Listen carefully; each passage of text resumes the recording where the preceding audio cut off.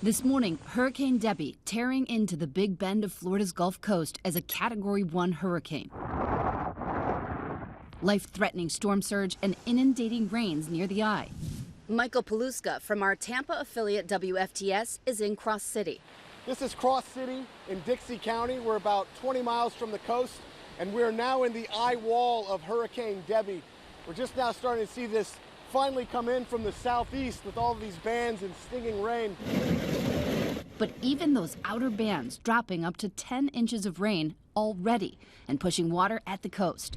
The flooding barreling into buildings. Officers driving through and firefighters wading in to make a water rescue. And a stunning rescue off the coast of Boca Grande as Debby passed by. Air crews rescued 2 boaters who were missing since Saturday.